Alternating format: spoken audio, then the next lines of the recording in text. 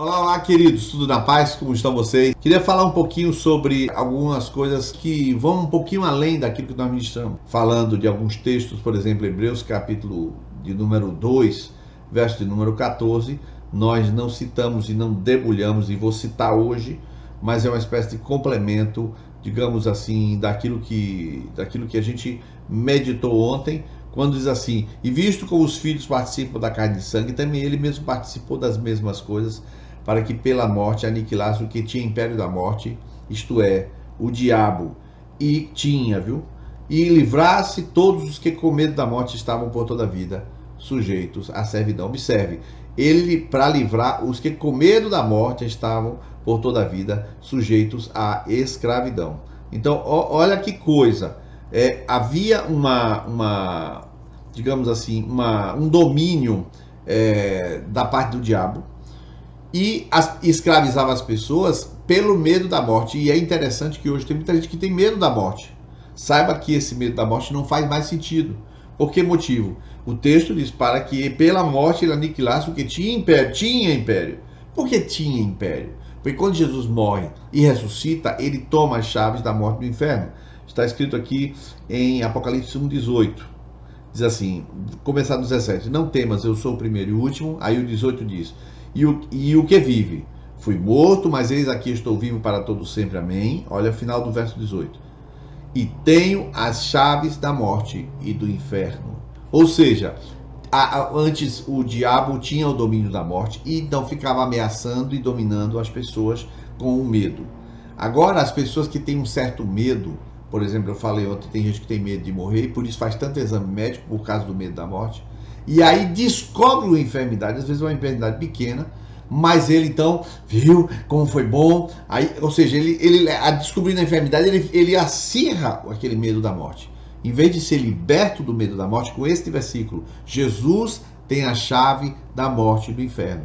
Por isso o texto de Hebreus coloca no passado: tinha o império da morte. E aí Jesus vem e diz: livrasse os que com medo da morte estavam por toda a vida sujeitos à escravidão. Então isso é uma coisa importantíssima você compreender. Jesus tomou as chaves do diabo, as chaves da morte. Ele que tem o domínio da morte. E por conta disso, ninguém precisa ter medo da morte. Ninguém precisa ter medo e nem deve ter medo da morte. Jesus tem o domínio sobre a morte. Ele veio e ressuscitou. Agora, é claro que a morte não pode, por exemplo, deixar de ser aplicável, por exemplo, aos ímpios. Os ímpios vivem em pecado, então eles estão sujeitos e condenados à morte, como todos nascem mortos. Alguns vão nascer de novo e, portanto, vão viver para Deus e continuar mortos para o diabo. E a maioria nasce como? Todos nascem vivos para o diabo, de modo que eles serão condenados ao inferno se não mudarem o curso das suas vidas. É assim que funciona. Segunda coisa, as pessoas que morrem, vai acontecer o que com essas pessoas? Primeiro, para onde é que elas vão? A gente diz no entendimento doutrinal, lá em Efésios capítulo 4, verso 8, subindo ao alto trouxe cativo o cativeiro e deu dons aos homens. Então, guarde esse versículo. Agora a gente volta para a parábola do rico e Lázaro. É só uma parábola? Sim, mas ela coloca ali um detalhe interessante. Lázaro morre, o rico também morre, e eles vão para o mesmo lugar. Estão separados por um abismo, aqui está o rico, aqui está Lázaro. Então, o rico está vendo o pai Abraão e ele reconhece o pai Abraão, embora nunca tenha visto, mas ele deduz que seria o seio de Abraão, esse local em que as duas, tanto bons quanto maus, estão ali. E aí o rico diz: pai Abraão, molha, diga para Lázaro para molhar a ponta da minha língua para me aliviar desse queimor, desse sofrimento que eu já estou passando. E aí o pai Abraão fala: não, os mortos daqui não passam para lá, nem para cá, etc e tal. Então, antes da consumação da vitória de Jesus no Calvário, o que havia é que todos os mortos estavam no lugar chamado, em hebraico, Sheol, ou Hades no grego. Mas bota o Sheol. E não no Sheol, todos estavam juntos, como diz a parábola do rico e Lázaro. Só que, depois que Jesus vem, Efésios 2:4, Efésios 4:8. Ele vem, então, subindo, levou ao alto cativo e ao cativeiro. Então, o que isso significa na linguagem do Salmo 68? O que significa na interpretação teológica comum, corrente? A maioria das pessoas imagina assim, que Jesus, então, tomou aqueles mortos que morreram mas são salvos, e os levou para o paraíso, terceiro céu. Levou lá para o paraíso. E esses mortos, então, dormem ali. Mas esses dormem ali é um eufemismo. Eles têm consciência. Como é que você imagina que eles têm consciência? Tudo isso são versículos bem assim, esparsos. Não é uma doutrina completamente detalhista que você pode afirmar categoricamente cada pedaço, porque a gente afirma baseado em poucas luzes que nós temos. Mas no Apocalipse você vê os mortos clamando até quando, até quando. E se esses mortos estão clamando, então eles não estão inconscientes. Eles dormem, aguardando a ressurreição, mas estão com um certo nível de consciência. Então, resumindo, no Antigo Testamento, a segunda parábola do rico Lázaro, o pai Abraão está junto com o rico, ou seja, maus e bons estão juntos, mas separados. Estão no mesmo lugar, mas separados. Depois que Jesus sobe, ele leva os salvos do Antigo Testamento e todos os próximos salvos do Novo Testamento e nossa época, e eles estão, quando morrem, vão lá para Deus diretamente. Não tem mais a opressão do Sheol, e no Sheol ficam só todos os demais mortos que vão sendo juntados à medida que eles vão morrendo, vão indo para o Sheol, como foi o rico da parábola do rico Lázaro. Essa é a ideia da separação. Onde é que estão? Estão lá dormindo.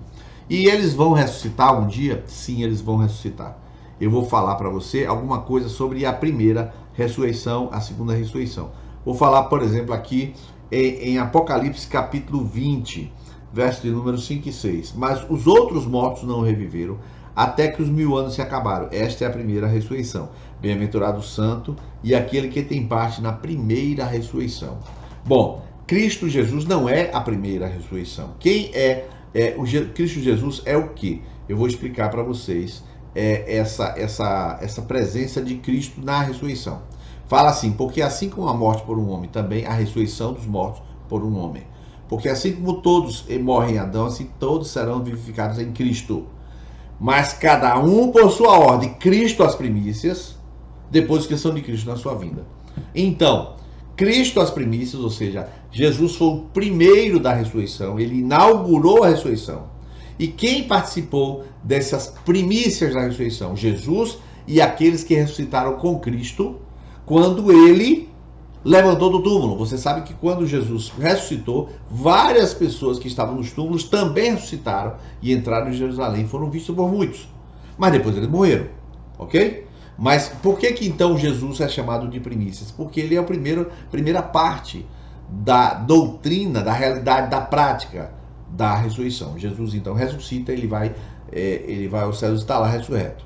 E agora a primeira ressurreição são aqueles que tomam parte com Cristo na sua vinda. Essa é a primeira ressurreição. Então, esta primeira ressurreição. Agora, a morte é a mesma coisa. A primeira morte é aquela morte que se chama separação de Deus. Todos estão com a primeira morte. Mas olha o que diz sobre a segunda morte. Olha o que vai falar a Bíblia sobre a segunda morte. Que coisa. A primeira morte é a separação de Deus. Mas em Apocalipse, capítulo 20, verso de número 14... Verso número 6. Bem-aventurado o santo, aquele que tem parte na primeira ressurreição. Ou seja, Jesus vem, a trombeta toca, eu vou ler já para vocês. E ele então ressuscita. É a primeira ressurreição. Cristo lá atrás foi primícias. Aqui a primeira ressurreição será essa da vinda de Jesus. Mas o texto continua.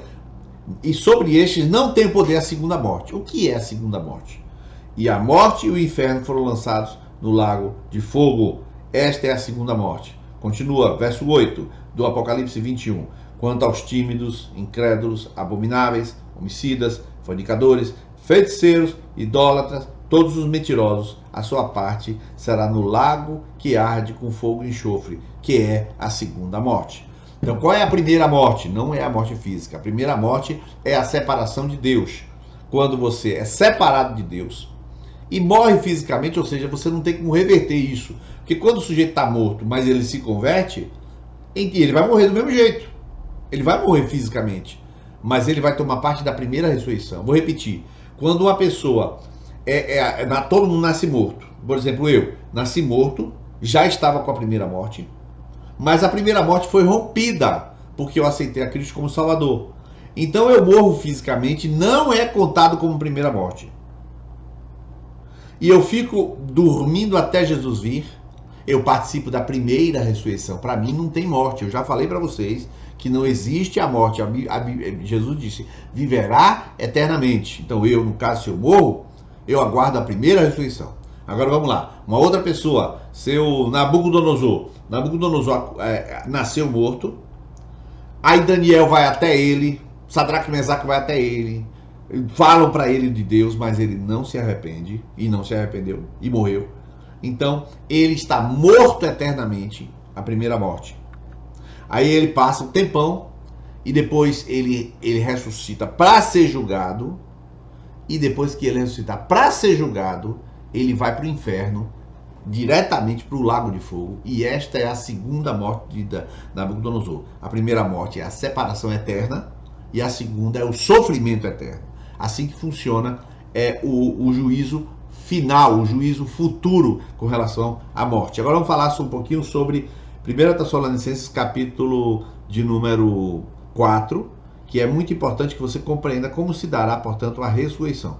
1 Tessalonicenses 4, verso de número 13, eu abri Timóteo.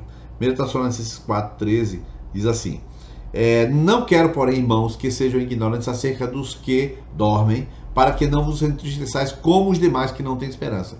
Quem são esses demais que não têm esperança? São aquelas pessoas que imaginavam que não existe ressurreição e que, portanto, uma pessoa morre, acabou. Eu nunca mais vou ver meu pai, eu nunca mais vou ver minha esposa, eu nunca mais vou ver meu filho. Essas pessoas não têm esperança. E aí Paulo fala, eu não quero que vocês sejam como eles, ignorantes e que não tenham esperança. Por quê? Porque quem não acredita em ressurreição não tem esperança. Porque se cremos que Jesus Cristo morreu, assim também, aos que em Jesus dormem, Deus nos tornará a trazer com ele. Deus ressuscitou a Jesus, então vai ressuscitar a gente também. Eu citei isso ontem no esboço. Verso 15, dizemos-vos, pois, isto, pela palavra do Senhor. Olha lá, unção, inspiração, revelação. Que nós, os que ficarmos vivos para a vinda do Senhor, não precederemos os que dormem. Ou seja, quem estiver vivo quando Jesus vier, vai ficar aguardando um tiquinho, que quando Jesus vem, dá aquele tempinho de fração de segundos. Para quê? 16. Porque o mesmo Senhor descerá do céu com a alarido e com voz de arcanjo e com a trombeta de Deus, e os que morreram em Cristo ressuscitarão primeiro. Então, esses que morreram em Cristo ressuscitam primeiro do que os vivos. Então, os vivos estão em pé, os mortos deitados, então eles são ressuscitados antes de que os vivos sejam arrebatados. Então a ressurreição tem prioridade na ordem das coisas. Para você ver como a ressurreição é um fato essencial.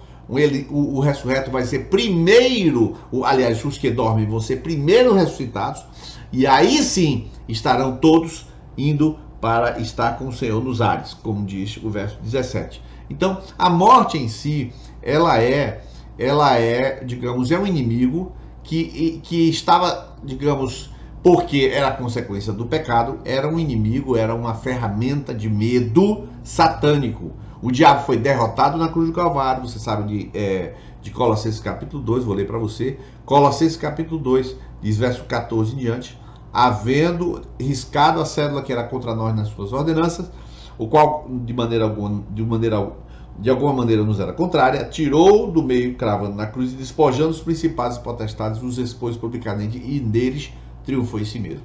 Então, quando Jesus venceu na cruz, ele então tirou o poder que o diabo tem de amedrontar as pessoas através da morte. Então, se você que está ouvindo esse vídeo, que assistiu a Macro de ontem, está ainda com medo da morte, você precisa assistir dezenas de vezes para isso gerar fé e ler esses textos.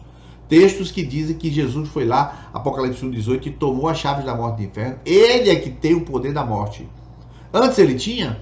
Não, ele tinha poder sobre o diabo, mas como a morte é uma consequência do pecado, quem peca vai arcar com as consequências. Agora, quando Jesus leva na cruz todos os pecados de todas as pessoas, é punido por isto, porque levou todos os pecados, e ressuscita, então agora ele venceu o pecado e venceu a morte também. Então é ele quem tem o poder de dar vida eterna. Portanto, de tirar o poder de Satanás, de tirar o poder da morte e ainda de determinar a ressurreição. Jesus tem esse poder de determinar a ressurreição. Por isso, se você ainda tem medo da morte, você não tem fé. Você tem que pedir a Deus perdão pela sua incredulidade. Porque isso que está escrito, você não pode provar cientificamente. Você pode ou crer na Bíblia ou não crê na Bíblia. Só que tem um problema. A mesma Bíblia que diz que os seus pecados estão perdoados, diz que você vai morrer e que você vai ressuscitar. Se você não acredita em ressurreição, também não acredita em salvação. Que é a mesma Bíblia. Se você não acredita que Jesus arrancou o poder da morte, de lhe causar medo, e que lhe libertou do poder da morte, e que você nunca morrerá, então você não é salvo. Porque a salvação não é só o que Jesus fez no Calvário. É o que eu absorvo do que ele fez no Calvário. E assim eu vivo em paz, justificados, pois pela fé temos paz com Deus. É assim que funciona. Deixa eu ver se tem mais alguma coisa sobre a morte. Tem uma última coisa sobre a morte, que é um pouquinho dramática. É Eclesiastes capítulo 12. Eu vou até ler na NVI, NVT. Vamos ver se tem na NVT, que é uma versão um pouco mais poética. Está aqui, Eclesiastes capítulo 12, verso 1 em diante. Ó. Lembre-se do seu Criador. Vem NVT. Eu botei NVI, vou botar NVT. NVT. Não se esqueça do seu Criador nos dias da sua juventude. Honre-o enquanto você é jovem. Antes que venham os tempos difíceis e cheguem os anos em que você dirá, não tenho mais prazer em viver. A que o escritor está fazendo referência? Aos anos em que ele não tem prazer de viver. O que é? A velhice. Olha como a velhice vai ser descrita poeticamente em Eclesiastes 12. Lembre-se dele, ou seja, lembre-se de Deus, antes que o sol, a lua e as estrelas percam o brilho aos seus olhos. O que é isso? Catarata.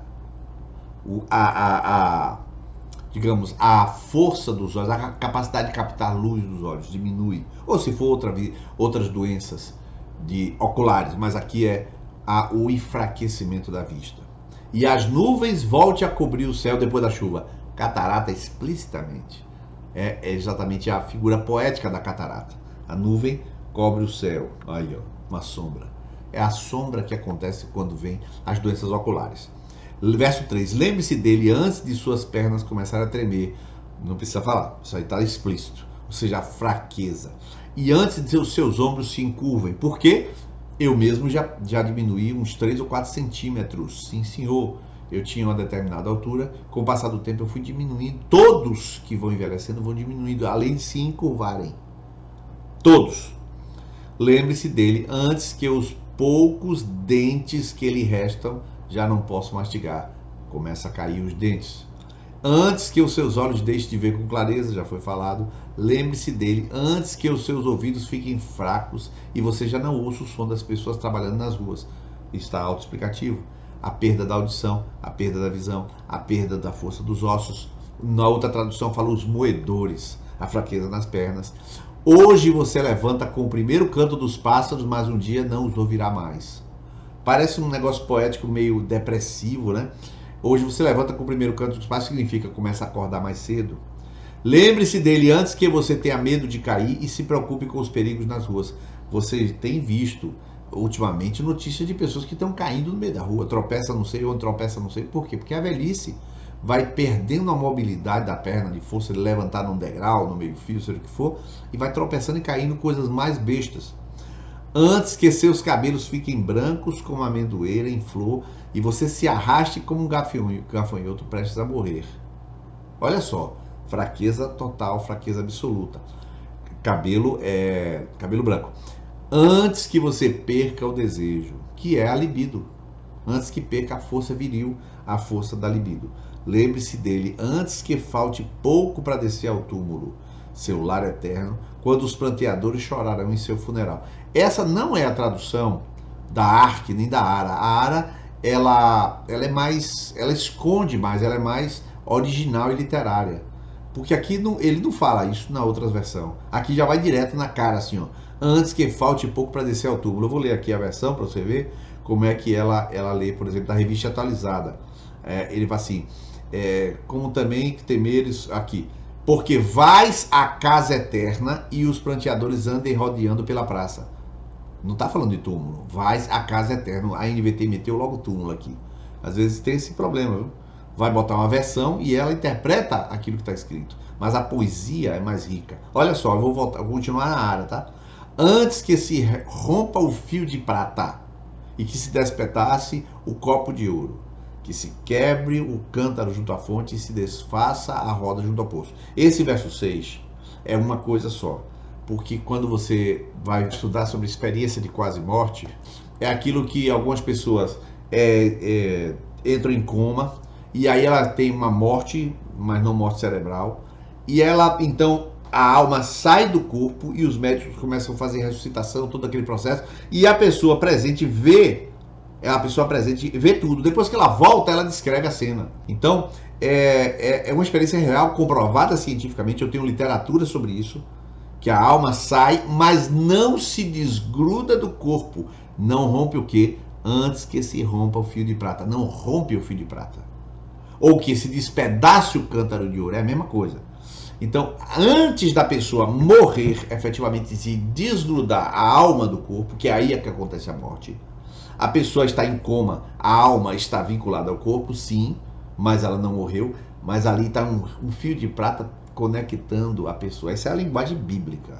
É claro que provavelmente não é assim literal, porque não é matéria, então não pode ser fio de prata. Mas seria fio de prata na linguagem. Eu vou botar de novo na NVT como é que está aqui. Ele fala assim no verso antes, aí, sim, lembre-se do seu Criador quando você é jovem, antes que o fio de prata da vida, ele colocou da vida, se rompa e antes que a taça de ouro se quebre. Não tem da vida, mas é como se fosse assim um fiapinho, um fio assim minúsculo, fininho, ligando a alma ao corpo. Então quando a alma vai saindo, o fio rompe, aí já a morte não tem mais retorno. Só se Jesus mandar a alma voltar, e eu já conheço casos de ressurreição, e aí liga-se de novo o fio de prata e a pessoa então, ela voltaria a viver. Mas um dia aquele fio de prata vai romper. Continuando aqui, terminando, pois então o pó voltará à terra e o espírito voltará a Deus que o deu. Então quando tem todo esse processo de envelhecimento, os moedores, os olhos, o ouvido, a hora de acordar, cabelo que é branco, eu me encurvo, tudo isso vai acontecendo aí antes que o fio de prata se rompa, e depois que se rompa o pó volta à terra e o espírito volta a Deus que o deu. O espírito vai para lá, de ímpios ou de não ímpios vai para lá. E aí o que vai acontecer? O que vai acontecer? Fica lá dormindo em Cristo, aguardando a ressurreição, aqueles que morreram em Cristo. Ou seja, aquele processo de envelhecimento é só do corpo. A alma não envelhece, fica aguardando, e aí de repente ela é ressuscitada. Então aquele corpo que envelheceu volta a se conectar com a alma, e aí a pessoa então vai herdar a eternidade. Onde é que está escrito isso? Eu termino com esse versículo aqui. Mateus capítulo 10. Verso de número aqui, ó. Portanto, não os temais. 25. Basta ao discípulo ser como seu mestre e ao servo ser como seu senhor. Se chamaram Beelzebul ao pai de família, no caso que é o pai do céu, ou o próprio Jesus que é o pai de família, quanto mais aos seus domésticos. Portanto, não os temais, porque não há nada encoberto que não haja revelado, nem oculto que não haja saber. Olha só. O que eu digo às trevas, dizei em luz, os que escutai aos ouvidos, pregai sobre os telhados. Não temais os que matam o corpo e não podem matar a alma. Olha lá. Não temais aos que matam o corpo e não podem matar a alma. Temei antes aquele que pode fazer perecer no inferno alma e corpo. Temei antes aqui a Deus. Temam a Deus. Por isso que o texto vai continuar, fala para temer a Deus. Vai falar, não se vendem 2 passarinhos por um centímetro e nenhum deles cairá sem o vosso Pai. Portanto, não os temais, vale mais do que eu. E aí ele vai falando sobre temer a Deus. Portanto, não tenha temor daqueles que matam o corpo somente. Eles podem jogar o corpo, mas eles não tocam na alma, que a alma ganhou vida eterna. Temam aqueles que podem fazer perecer alma e corpo no inferno. Portanto, o que vai herdar inferno ou o que vai herdar o céu é a alma e o corpo que se ajunta na alma, ressuscitando. É assim que funciona. E os que vão ressuscitar para a morte eterna, eles vão aguardar o dia de juízo, eles ressuscitam, a alma e o corpo são julgados, e corpo e alma vão perecer no inferno, como está escrito em Mateus 10, 28.